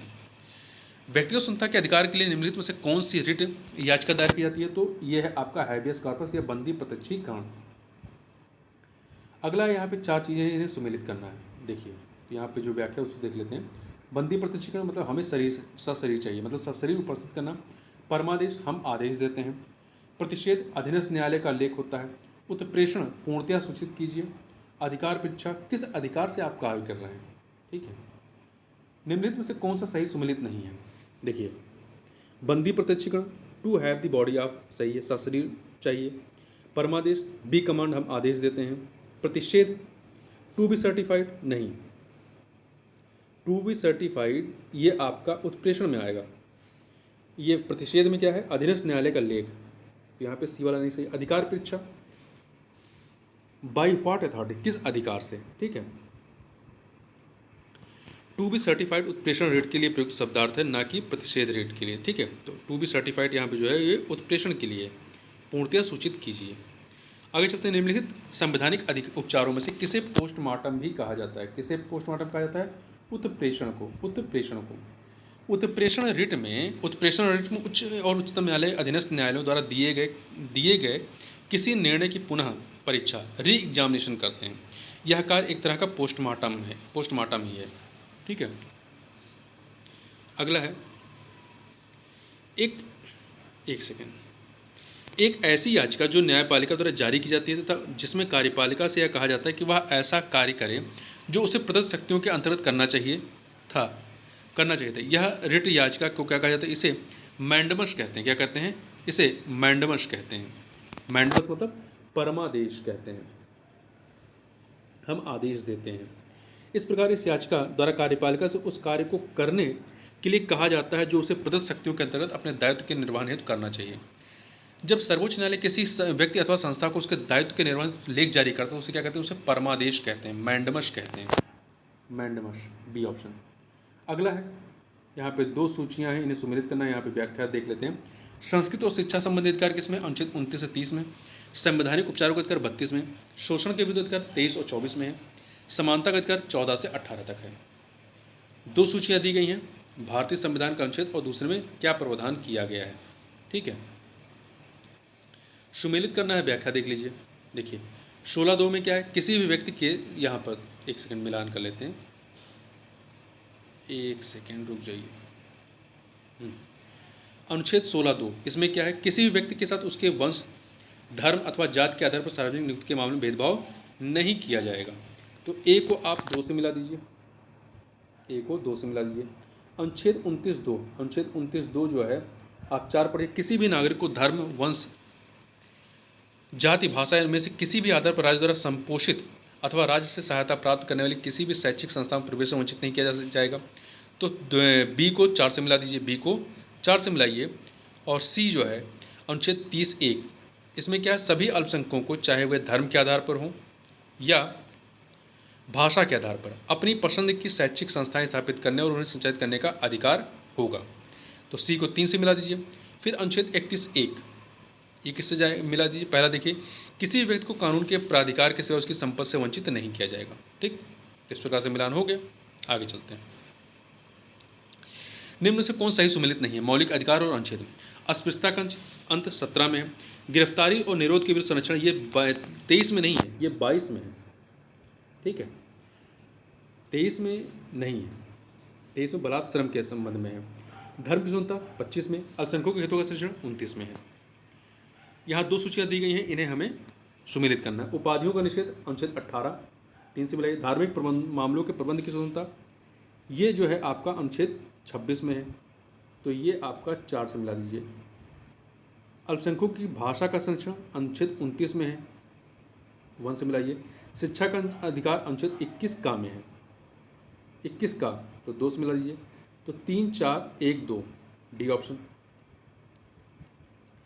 फिर से देखिए, यहाँ पर 2 सूचियाँ हैं, इन्हें सुमेलित करना है कि कौन सा चीज़ जो है किस केस के तहत आया है। देखिए मौलिक कर्तव्य जो है ये संविधान के 42वें संविधान संशोधन के माध्यम से जोड़ा गया। संसद मौलिक अधिकारों में संशोधन कर सकती है, केशवानंद भारती केस में आया। मूल ढांचे के सिद्धांत, ये मिनर्वा मिल केस में आता है। इंसानों के अनैतिक व्यापार का निषेध जो है संविधान के अनुच्छेद 23 के तहत किया गया है। अगला है, निम्नलिखित कथन या कथनों में से कौन सा या से कथन जो है वो गलत है। यहाँ पे आपके पास 4 विकल्प दिए गए हैं। देखिए पहला, मूल अधिकारों पर संविधान का भाग 3 यूएसए के बिल ऑफ राइट्स पर आधारित है, ये कथन सही है। संविधान के अनुच्छेद 21 के अंतर्गत मृत्यु का अधिकार मूलभूत अधिकार है, नहीं। भारतीय संविधान एक पूर्ण संघीय संविधान है, नहीं, पूर्ण संघीय नहीं है, अर्धसंघीय है। ठीक है, भारतीय संविधान के अनुसार मूलभूत अधिकारों को हटाया जा सकता है, बिल्कुल नहीं हटाया जा सकता है। तो पहला सही है और का बी सी डी गलत है। ठीक, आगे चलते हैं। देखिए अगला है, किस वाद ने संसद को मौलिक अधिकारों में संशोधन का अधिकार दिया है? तो केशवानंद भारतीवाद ने, केशवानंद भारतीवाद। उच्चतम न्यायालय ने सर्वप्रथम वर्ष 1951 में शंकरी प्रसाद बनाम भारत संघ तथा तत्पश्चात वर्ष 1965 में सज्जन सिंह बनाम राजस्थान राज्य के वाद में अब निर्धारित किया कि संसद संविधान द्वारा प्रदत्त मूल अधिकारों में संशोधन कर सकती है। तदंतर वर्ष 1967 में गोलकनाथ बनाम पंजाब राज्यवाद में उच्चतम न्यायालय ने शंकरी प्रसाद एवं सज्जन कुमार वाद के विपरीत संसद द्वारा मूल अधिकारों में संशोधन पर रोक लगाने का निर्णय दिया। चूंकि वर्तमान में केशवानंद भारती बनाम केरल राज्यवाद के निर्णय के आधार पर संसद को मूल अधिकारों में संशोधन की शक्ति सीमित शक्ति प्राप्त है, तो इसलिए यहाँ पर जो पहला विकल्प है वो सही है। ठीक है, केशवानंद भारतीवाद, ना कि गोलकनाथवाद माना जाएगा। केशवानंद भारती बनाम केरल राज्य 1973 के वाद में सर्वोच्च न्यायालय ने निर्णय दिया कि संसद की संविधान संशोधन शक्ति विस्तृत है किंतु असीमित नहीं है, और वह मूल अधिकारों का संशोधन तो कर सकती है किंतु वह संविधान के आधारभूत तत्वों को परिवर्तित नहीं कर सकती है। तो यहीं पे मूल ढांचे का सिद्धांत आता है। अगला है, भारत के सर्वोच्च न्यायालय ने संविधान की मूल संरचना सिद्धांत, बुनियादी ढांचा सिद्धांत का प्रतिपादन निम्नलिखित में से किस मुकदमे में किया? तो ये किया था आपका केशवानंद भारती बनाम केरल राज्य वाद में। ठीक है, जिसका अनुमोदन आगे चल करके मिनर्वा मिल्स वाद 1980 में किया गया। निम्नलिखित में किस वाद ने भारतीय संविधान के मूल संरचना के सिद्धांत की रूपरेखा प्रतिपादित की थी? तो केशवानंद भारतीवाद, भारती बनाम केरल राज्य। मूल अधिकारों से संबंधित निम्नलिखित निर्णयों का सही कालानुक्रम क्या है?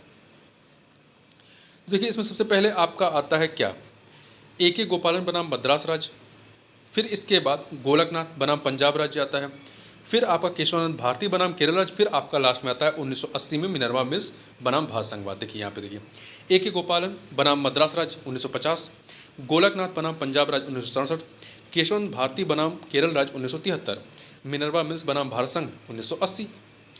भारत में संपत्ति के अधिकार की क्या स्थिति है, भारत में संपत्ति के अधिकार की क्या स्थिति, देखिए यहाँ पे बी ऑप्शन पढ़िए, यह विधिक अधिकार है जो किसी भी व्यक्ति को प्राप्त है। ठीक है, संपत्ति का अधिकार। देखिए 44वें संविधान संशोधन अधिनियम 1978 द्वारा संपत्ति के अधिकार को मौलिक अधिकारों की सूची से हटाकर संविधान के भाग 12 जिसमें वित्त, संपत्ति, संविदा और वाद है के अध्याय 4 संपत्ति के अधिकार के रूप में अंतः स्थापित किया गया। इसके अनुच्छेद 300 का इसमें विधि के प्राधिकार के बिना व्यक्तियों को संपत्ति से वंचित नहीं किया जाना है के अनुसार किसी व्यक्ति को उसकी संपत्ति से विधि के प्राधिकार से ही वंचित किया जाएगा, अन्यथा नहीं। अतः यह स्पष्ट है कि वर्तमान में भारत में संपत्ति का अधिकार एक विधिक या कानूनी अधिकार है जो किसी भी व्यक्ति, चाहे वो नागरिक हो या गैर नागरिक हो, को प्राप्त है। उल्लेखनीय है कि देखिए जो नई एनसीईआरटी है उसमें अद्यतन संस्करण में संपत्ति का अधिकार जो संवैधानिक अधिकार के रूप में उल्लिखित किया गया है, संवैधानिक अधिकार के रूप में। ठीक है, इसको ध्यान रखिएगा। संपत्ति का अधिकार निम्न से कौन सी श्रेणी में सम्मिलित है, तो संपत्ति का अधिकार जो है ये कानूनी अधिकार है। संपत्ति का अधिकार क्या है, तो ये एक वैधानिक और कानूनी दोनों है, वैधानिक और कानूनी दोनों है, तो CD दोनों हो जाएगा। कथन कांड का 2 कथन दिए गए हैं, बताना है इनमें से सही कौन से हैं।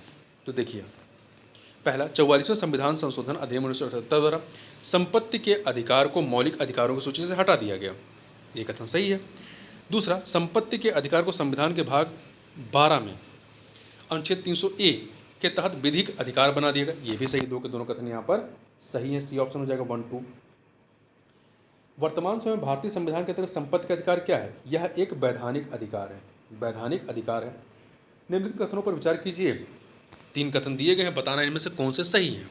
पहला, अनुच्छेद 301 संपत्ति के अधिकार से संबद्ध है, नहीं, अनुच्छेद 300 का संबद्ध है। ठीक है।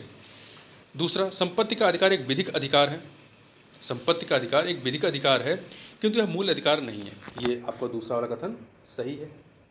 तीसरा, भारत के संविधान में अनुच्छेद 300 का को उस समय केंद्र में कांग्रेस सरकार द्वारा 44वें संविधान संशोधन से अंतः स्थापित किया गया था, नहीं, ये कांग्रेस सरकार के समय में नहीं हुआ था, क्योंकि यहाँ पे दूसरा कथन सही है, पहला तीसरा गलत है। देखिए अनुच्छेद 301 जो पहले में है क्या है, इसके तहत व्यापार, वाणिज्य और समागम की स्वतंत्रता से संबंधित है, ना कि संपत्ति के अधिकार से। ठीक है।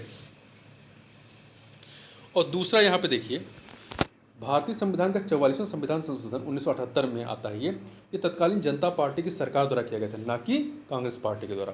अगला है, निम्नलिखित में से किसके द्वारा संपत्ति के मूल अधिकार का लोप किया गया, तो 44वें संविधान संशोधन अधिनियम 1978 के द्वारा। आगे चलते हैं। संपत्ति के मौलिक अधिकारों का समाप्त किया गया 1978 में 44वें संविधान संशोधन के द्वारा। मोरारजी देसाई इस समय प्रधानमंत्री थे। निम्नलिखित में से किस संवैधानिक संशोधन अधिनियम ने मौलिक अधिकारों की सूची से संपत्ति के अधिकार को हटाया, तो 44वें संविधान संशोधन अधिनियम 1978। किस संशोधन का संपत्ति का अधिकार समाप्त किया गया, 44वें के द्वारा। भारतीय संविधान के 44वें संविधान संशोधन से मौलिक अधिकारों की श्रेणी से निम्नलिखित में से किस अधिकार को हटा दिया गया, तो संपत्ति के अधिकार को हटा दिया गया। जिस संविधान संशोधन से नागरिकों के संपत्ति के अधिकार का मूल अधिकारों की सूची से निष्कासन किया गया, कौन सा था, 44वां संविधान संशोधन।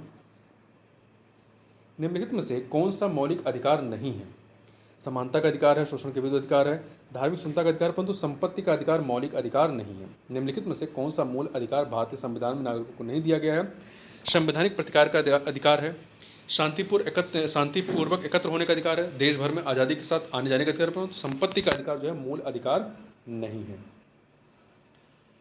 निम्नलिखित में से कौन सा भारत के संविधान द्वारा प्रदत्त 6 मूल अधिकारों में नहीं है, समानता का अधिकार है, विरोध का अधिकार है, समानता का अधिकार है, शोषण के विरुद्ध अधिकार है, धर्म की स्वतंत्रता का अधिकार है, परंतु विरोध का अधिकार नहीं है मूल अधिकारों में। ठीक है। भारत के संविधान द्वारा प्रदत्त 6 मूल अधिकारों के अंदर विरोध का अधिकार शामिल नहीं है, याद रखिएगा, महत्वपूर्ण है।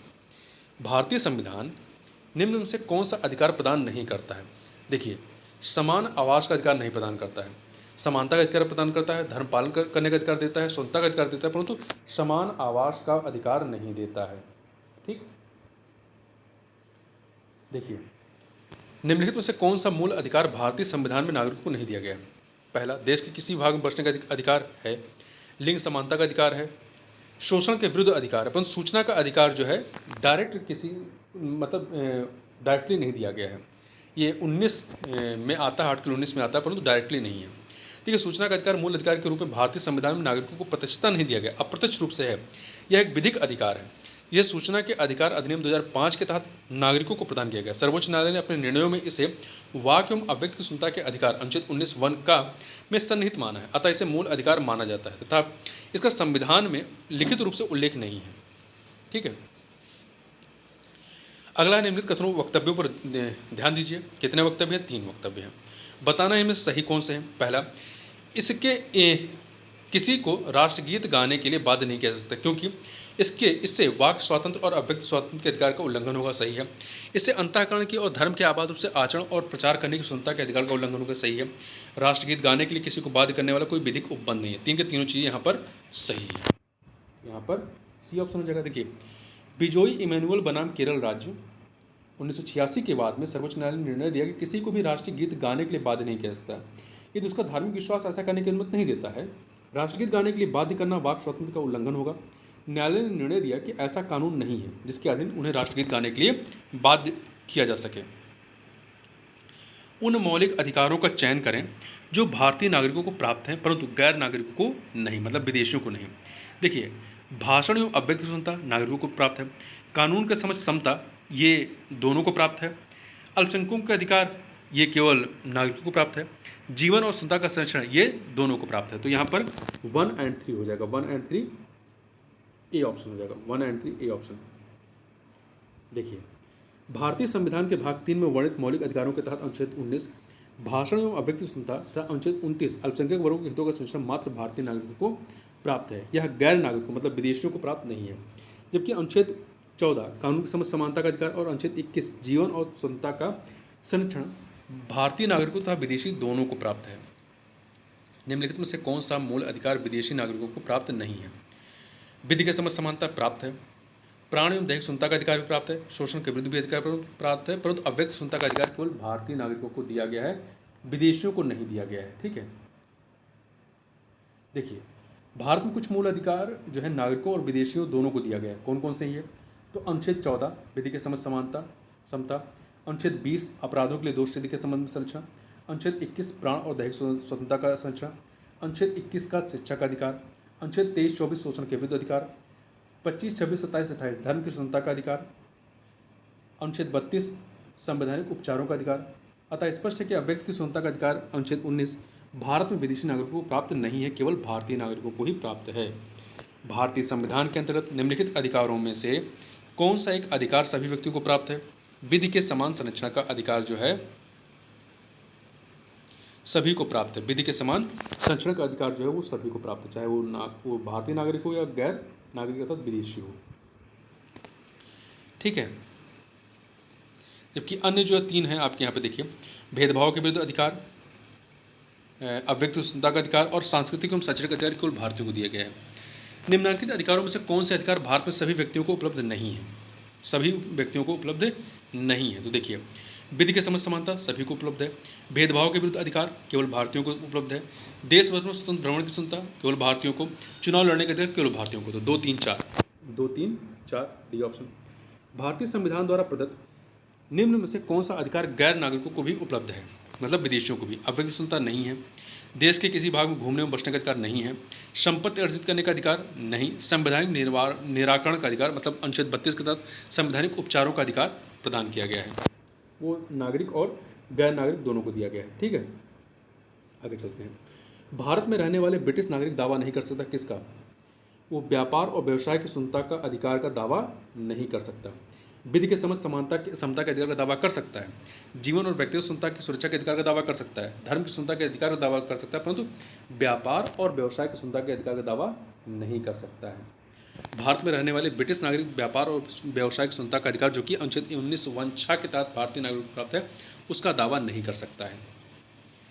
भारत के किसी धार्मिक संप्रदाय या समुदाय को यदि राष्ट्रीय स्तर पर अल्पसंख्यक वर्ग का दर्जा दिया जाता है तो वह किस या किन विशेष लाभ या लाभों का हकदार हो जाता है? यहाँ पे देखिए पहला, वह संप्रदाय या समुदाय विशेष शैक्षणिक संस्थानों की स्थापना और संचालन कर सकता है, सही है।